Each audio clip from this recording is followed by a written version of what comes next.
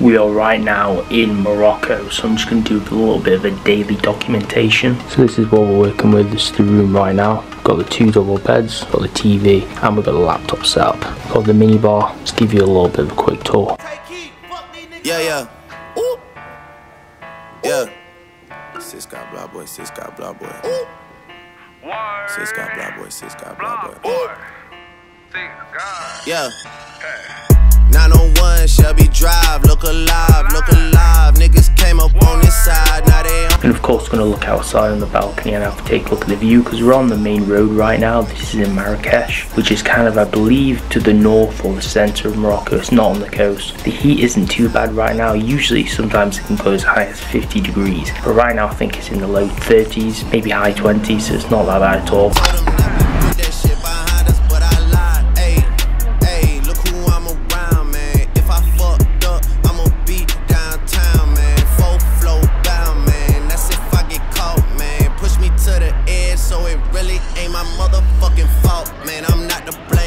This is actually my laptop setup right now. This is my workstation for the time being, and I'm going to show you what I'm going to be doing today. So kind of like a daily routine. So right now I've actually been watching some of Samuel Onua's video. If you know, you know. I recommend watching his channel, it's pretty good. So usually maybe I'll go on PP ads for an example. So if I was going to do product research, I'd probably go on PP ads, right? So there's so many different filters we can have a look at here. I'm not going to obviously show you all the filters I use, because obviously I'm going to give you too much sauce, but basically you just click on Shopify, you filter between the ad platform, then we can take a look at what's running. Now usually it really depends on the metrics we're looking for. I don't really test any of these kind of niches that are coming up right now, but usually I'm trying to sell low ticket stuff. I think this is actually a brand because it's like $130 and it says Clutch Bag Paris, but usually I'm looking for specific niches which I'm selling. Now I'm not going to tell you the niches which I'm selling, but PP ads definitely is a really good tool. Now I don't have any kind of like affiliate links to this platform, so I'm not going to shill anything to you, but this is usually what I'm using for product research, although I do run a few different platforms. I do also use things like Winning Hunter a little bit more sparingly, and also Miner is also quite good. But for the main one, I'm usually doing my research on TikTok, and then I'm running them on different platforms like Facebook for an example. So I find that PP ads seem to be the best ad spy for that specific purpose, because that's the kind of strategy that I am personally running myself. Now if you want me to be honest, the only thing really I'm doing right now is kind of on autopilot. I do have a big list of stuff to test right now because it is Q4, but I am running like 2 or 3 different products, and 1 or 2 of them are actually working right now. I do think they're winners. So as you can see, here's some of the metrics for the day. It's still early doors, it's like 1 PM right now. As you can see, the ROAS on the second campaign, that's pretty good. We're on maximum, so I'm just going to put it on the stats for today, so I want to see what's doing good today. So this is still a positive ROAS, but the actual metadata on Facebook hasn't updated yet, so it still says 2 purchases, but I think we're on like 4 or 5. But as you can see, it's still pretty good stats. This is actually selling really good. It's a little bit temperamental. It was selling really good, but then I upped the budget before it left the learning phase, so it kind of screwed up the performance, but it's back to normal again. So basically what I'm waiting for is these campaigns to basically leave the learning phase, because right now one's only got 6 purchases out of 50, and then the main one we're running has 24, so it only has half, which is why you'll see that one has $50 budget here,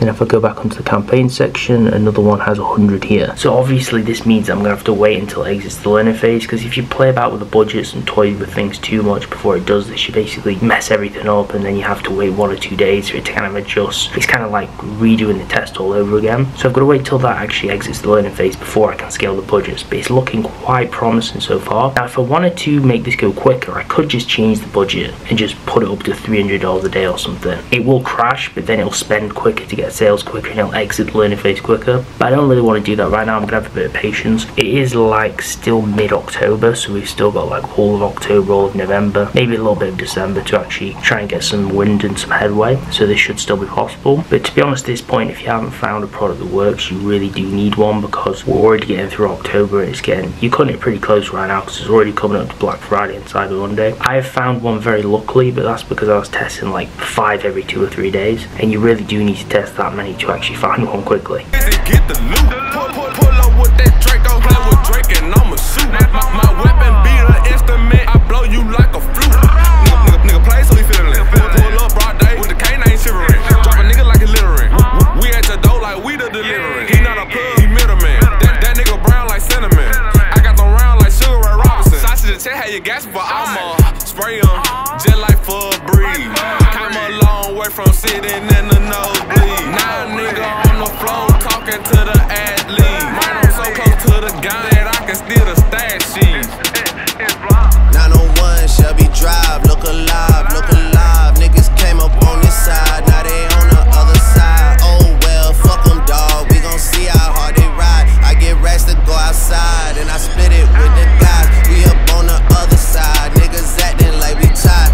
So for those of you who don't know, I'm actually building a brand right now, and a lot of people are asking what I'm doing to actually build it and what am I doing every day with it. Well, right now what I've been doing is I've actually been posting some brand new ads because I've been running a testing campaign. Now one thing that I've realized is running cold traffic via ads to a brand new brand is kind of very hard because people don't know you already. So I have actually just started getting sales as it's optimizing and finding people, but it's not the same as when you find a so-called winning product with dropshipping and then advertise it, because there's already demand for that. It's actually quite hard. You have to build an audience first. So what I'm trying to focus on now is actually build more of the social presence for the brand. So I've been trying to get UGC content and paying a lot of models who are wearing the clothes and reviewing the clothes, and then using those UGC content for cold ads and just generally posting on the social media. Now I'm not obviously going to reveal what the store is right now because I am still building it. It would be kind of dumb, but at a later stage when it gets a lot bigger I will reveal it. Now originally this store was based around just a winning product and it did around $1 million+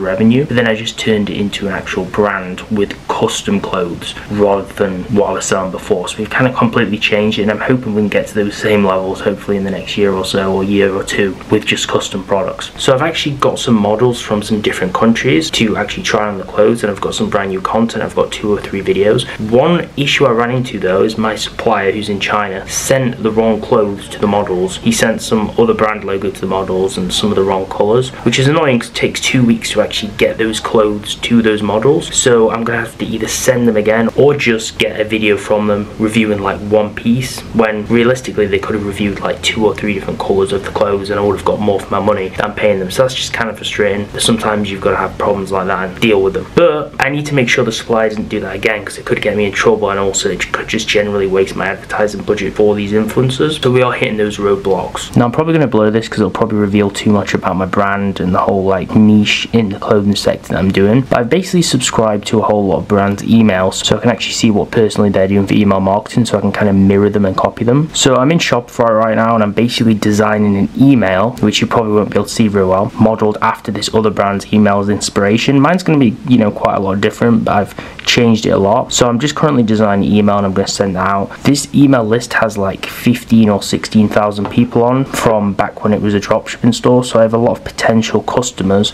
that I can actually market to. So once we get this email done, hopefully it'll just get people's minds on my brand. The whole purpose of sending these emails, and the same as, you know, for the cold ads, even if I'm wasting a little bit of money on them until they're profitable, hopefully at a later stage, is just getting the name of the brand and the whole idea of the brand in people's heads. Because if you just throwing it in people's faces, eventually they're going to think that you're more known than you are and more professional than you are because you've just been seen everywhere. So to build that brand integrity and obviously that factor of just generally being known, you have to just be out there. You have to be posting on social media, you have to be marketing with ads, you have to get email marketing campaigns out there. Now people who start from zero, they don't have the benefit that I do where they have 15, 16,000 people on an email list, because I reused a store from dropshipping and just made it into my brand store. And also one thing with email marketing is you've got to be very careful, because in the UK, for an example, you can't just buy email lists or lists of leads like you can in America and just import them and then email those people cold, because that's actually illegal in the UK. So certain countries you can't do that. If you're in America and you just market to America, and you could just buy loads of advertising lists and just get unlimited customers, obviously the conversion rate would be quite low depending if those customers were in your niche or not, but you can't do that in the UK. So all of my emails are actually legitimately from the same store, because it had the same brand name before I changed it into custom clothing, from that same store when people actually bought from that store and they obviously opted in and gave permission and consent to using their email. So I can't just buy email lists because that's illegal under the UK law, but luckily I do have a big list and I'm hoping to grow it. But make sure you have email pop-ups on your store, okay? Make sure you have some kind of funnel that collects emails to then get leads, right? And the way that I do it is, all I do is just give them a basic, let's say 10-20% off discount on the next order, something like that, or some kind of deal that makes them actually sign up.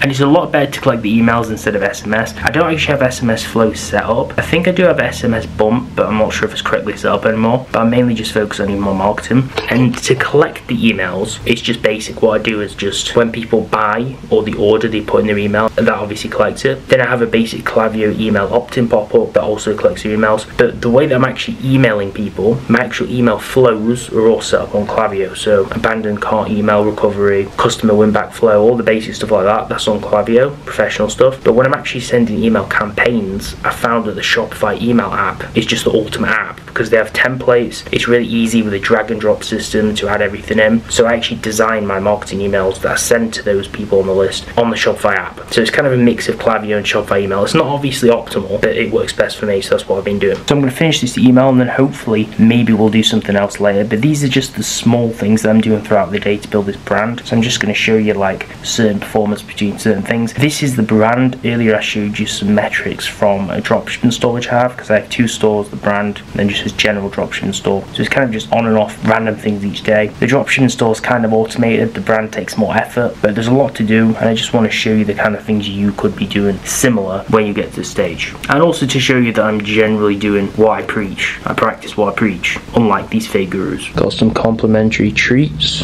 Arabic sweets and cakes, just been enjoying myself. As you can see, I've already been into them, sorry about that, but absolutely divine. So today on this winning product, we're doing pretty good. We've got 10 orders right now. The revenue is at $653 and we're on 36% profit margin and 37% with profit of $240. This is a brand new winning product, so I'm hoping we can continue to get some results and start scaling this up, but this is looking quite promising. This is on the dropshipping store. Now on the branded store today, we are not doing as well as yesterday. Yesterday we were actually in quite a lot of profit, but today we've only got 1 sale. Revenue and net profit is minus $50. So not doing good today on the branded store, but the dropshipping store doing good. This is a work in progress. Hopefully tomorrow's more stable. Fucking industry is cutthroat, I'm not the same, man. And I could let you check the tag now. I'm rocking name brand, I'm only chasing after bags. Now I got a game plan, and I'm out here with the whoop. 700 3 I5s, look alive, look alive. Niggas came up on this side, now they on the